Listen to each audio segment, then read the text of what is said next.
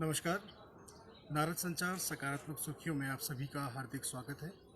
हिंदी पंचांग के अनुसार आज मार्गशीर्ष मास के कृष्ण पक्ष की 9वीं तिथि है। दिन बुधवार है, विक्रम संवत 2077 है और ग्रेगर कैलेंडर के अनुसार अंग्रेजी तारीख 9 दिसंबर है, जो कि वर्ष का 343वां दिन होता है और साल में अभी 22 दिन बाकी हैं। 9 दिसंबर के इतिहास की अगर हम बात करें तो 1946 में आज ही के दिन नई दिल्ली के काउंसिल चैम्बर के पुस्तकालय भवन में संविधान सभा की पहली बैठक हुई थी। हालांकि मुस्लिम लीग ने बैठक का बहिष्कार किया और पाकिस्तान के लिए एक अलग से संविधान सभा की गठन की मांग उठाई थी। श्री सच्चिदानंद सिन्हा संविधान सभा के स्थायी और अध्यक्ष निर्वाचित किए गए थे और डॉक्टर राजेंद्र प्रसाद बाद में संविधान सभा के स्थायी अध्यक्ष बने। 1979 में विश्व स्वास्थ्य संगठन द्वारा चेचक के उन्मूलन के लिए दुनिया भर में चलाए गए अभियान के करीब 10 बरस बाद इस घातक संक्रमण के उन्मूलन का ऐलान आज ही के दिन हुआ। चेचक, जिसे शीतला बोलते हैं या बड़ी माता या स्मॉल पॉक्स, एक विषाणु जनित रोग है। यह रोग अत्यंत प्राचीन है।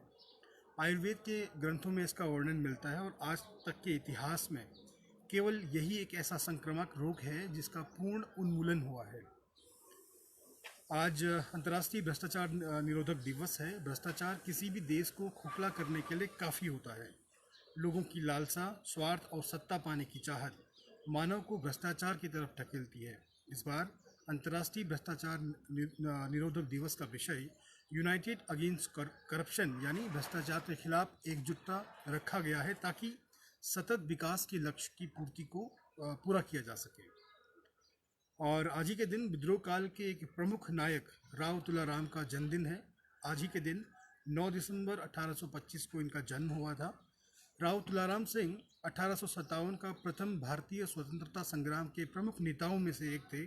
उन्होंने हरियाणा राज्य में राजनायक के नाम से उनको जाना जाता था और हरियाणा के दक्षिण पश्चिम इलाके की संपूर्ण ब्रिटिश हुकूमत को अस्थायी रूप से उखाड़ फेंकने तथा दिल्ली के ऐतिहासिक शहर में विद्रोही सैनिकों को सैन्य बल, धन व युद्ध सामग्री से सहायता प्रदान करने का श्रेय अगर किसी को जाता है तो वो राव तुलाराम सिंह जी हैं। और वैसे आज कांग्रेस की अंतरिम अध्यक्षा सोनिया गांधी का जन्मदिन है। आज वह 74 वर्ष की हो चुकी हैं। कांग्रेस के अध्यक्ष के रूप में उनका कार्यकाल पार्टी के इतिहास में सबसे लंबा है, जिसमें उन्होंने 2004 और 2009 में केंद्र में सरकार बनाने की प्रमुख भूमिका निभाई थी। वह फोर्ब्स की सबसे शक्तिशाली महिलाओं की सूची में अनेकों बार जगह बना चुकी हैं। और 1898 में बेलूर मठ की स्थापना आज के दिन स्वामी विवेकानंद ने की थी। बेलूर मठ भारत के पश्चिम बंगाल में हुगली नदी के पश्चिमी तट पर वेल्लूर में स्थित है। यह रामकृष्ण मिशन और रामकृष्ण मठ का मुख्यालय है। इस मठ के भवनों की जो वास्तु है उसमें हिंदू, ईसाई और इस्लामिक तत्वों का सम्मिश्रण है, जो धर्मों की एकता का प्रतीक है। आइए रुक करते हैं आज के समाचारों की सकारात्मक सुर्खियों की ओर। प्रधानमंत्री नरेंद्र मोदी एवं केंद्रीय गृह मंत्री अमित शाह ने संयुक्त राष्ट्र व्यापार संघ एवं विकास सम्मेलन के 2020वें संयुक्त राष्ट्र निवेश प्रोत्साहन पुरस्कार जीतने के लिए राष्ट्रीय निवेश संवर्धन और सुविधा एजेंसी को बधाई दी है।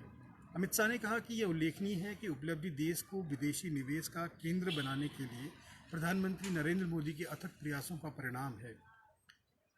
दूसरी खबर में, दुनिया के विभिन्न देशों में योग को बढ़ावा देने के लिए संयुक्त प्रयास और प्रभावी बनाने के क्रम में आयुष मंत्रालय और भारतीय सांस्कृतिक संबंध परिषद यानी ICCR के बीच एक उच्च स्तरीय समीक्षा बैठक आयोजित की गई है।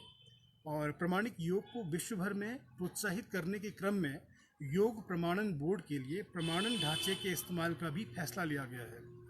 समीक्षा बैठक में यह पाया गया कि विश्व भर में विश्वसनीय योग प्रशिक्षण की मांग बढ़ रही है। इसके चलते योग का जो व्यवसायीकरण शुरू हो चुका है और अनेक प्रशिक्षण संस्थान पैदा हो गए हैं जिनकी गुणवत्ता जो है संदिग्ध है। Institute of chartered accountant of India के स्टार्टअप मंथन को संबोधित करते हुए वाणिज्य और उद्योग मंत्री पीयूष गोयल ने कहा कि स्टार्टअप अपना आधार विस्तृत करने के लिए अनुकूल माहौल और कई तरह के प्रोत्साहन लगातार उपलब्ध कराए जा रहे हैं और स्टार्टअप के करों में भी छूट दी जा रही है।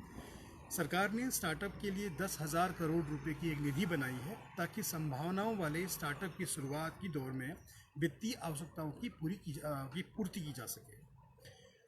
और विशेष खबर में वित्त मंत्री निर्मला सीतारमण, अमेरिका की नवनिर्वाचित उपराष्ट्रपति कमला हैरिस, बायोकॉन की संस्थापक किरण मजूमदार शाह और HCL इंटरप्राइजेस की CEO रोशनी नादर मल्होत्रा दुनिया की सर्वाधिक 100 शक्तिशाली महिलाओं की फोर्ब्स की सूची में शुमार हो गई है। इस सूची में लगातार 10वें साल जर्मनी की चांसलर एंजेला मर्केल शीर्ष पर है। 17वीं वार्षिक फोर्ब्स पावर लिस्ट में 30 देशों की महिलाएं शामिल हैं। कोरोना संकट के बीच अब रोजगार के क्षेत्र में अच्छी खबर आनी शुरू हो गई है और राष्ट्रीय स्तर पर रोजगार के आंकड़े में लगातार सुधार हो रहा है। दरअसल जैसे जैसे आर्थिक गतिविधियों में सुधार हो रहा है, वैसे वैसे रोजगार के भी अवसर बढ़ रहे हैं। इसी कड़ी में एक सर्वे की रिपोर्ट में कहा गया है कि जनवरी-मार्च 2021 के दौरान दिसंबर 2020 में खत्म हो रही तिमाही के बाद के मुकाबले ज़्यादा लोगों को नौकरियां मिलेंगी। Man power group employment outlook survey के मुताबिक 2021 की पहली तिमाही में रोजगार के बढ़ने की उम्मीद है। इस सर्वे में देश की 1518 कंपनियों को शामिल किया गया और रिपोर्ट के मुताबिक 2021 की पहली तिमाही में रोजगार के क्षेत्र में 5% बढ़ोतरी की उम्मीद की जा रही है। और केंद्रीय राज्य बीमा निगम यानी ESIC ने अपने लाभार्थियों को आपातकालीन की स्थिति में किसी भी नज़दीकी निजी अस्पताल में स्वास्थ्य सेवाएं लेने की अनुमति दी है। मौजूदा व्यवस्था के तहत ECIS के योजना के दायरे में आने वाले बीमित व्यक्तियों और लाभार्थियों को या उनके परिवार के सदस्यों को पैनल में शामिल या उससे बाहर के अस्पतालों में इलाज के लिए पहले ESIC अस्पतालों में जाना होता था और फिर वहाँ से उन्हें रेफ़र किया जाता था।